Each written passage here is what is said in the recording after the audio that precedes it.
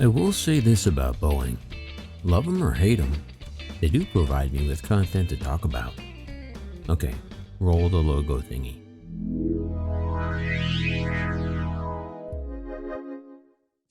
Greetings everybody, Maximus here with another update on the love-hate relationship between the FAA and Boeing.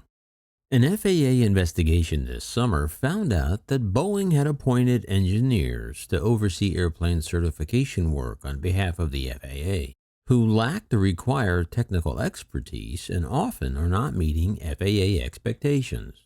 In a recent letter of complaint to Boeing, the FAA states that many of Boeing's safety appointees to the agency interviewed this summer did not measure up. The need for those recent appointments arose because during the downturn from the pandemic, Boeing offered early retirement to many senior FAA authorized safety engineers. One FAA safety engineer who could not be identified because he spoke without FAA approval said that in one certification specialty, more than 20 such Boeing engineers left in a single month. I go to meetings now and don't know the names, he wrote in a text. Brain drain, he said. However, new rules are scheduled to take effect before year's end that will require every proposed Boeing appointee to be interviewed by the FAA and then either approved or rejected by the agency. For their part, in a statement, Boeing said they intend to strengthen the selection process for such appointees and its oversight of airplane certification work. They said, "We're committed to ensuring the highest levels of safety and quality in all that we do, and that includes the important work of Boeing employees who are designated as authorized FAA representatives.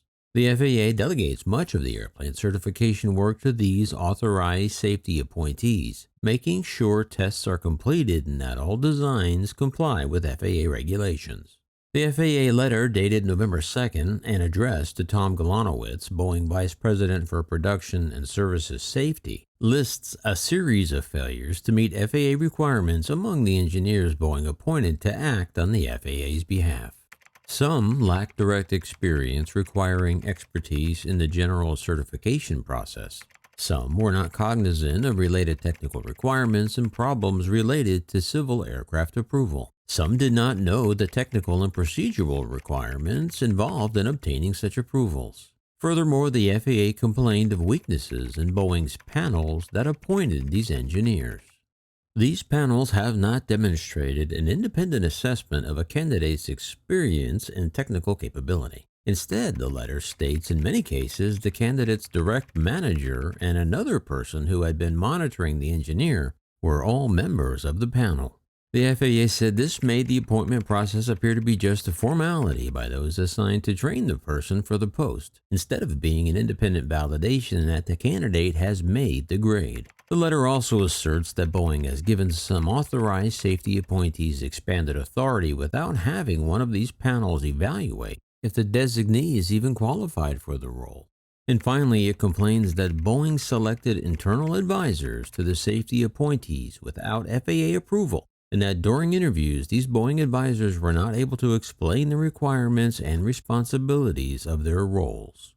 The FAA found these deficiencies at Boeing during visits in July and August when it interviewed some of the new appointees. Since then, the FAA has introduced new procedures to address the problem. An FAA memo from October 15th says that within 60 days of that date, the FAA must review and either approve or reject every authorized safety appointee at Boeing or any other company to whom certification work is delegated. The memo was in compliance with a requirement in the FAA Reform Act passed by Congress, which requires such approvals to be in place by January 1st. Another October 15th FAA memo gets ahead of another provision in that act, requiring that the FAA must appoint its own advisors to each of the Boeing appointees, thus establishing a direct relationship between every authorized safety engineer at Boeing with a technical counterpart at the FAA.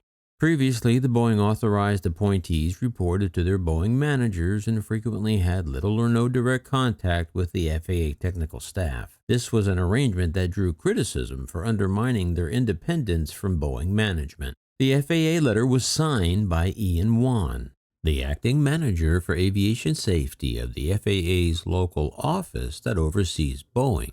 This is just the latest in a series of letters from Juan's office this year critical of Boeing's safety and certification procedures. In May of this year, Juan denied Boeing permission to move forward with a key step in certifying its forthcoming 777X airplane until it provides more data and testing.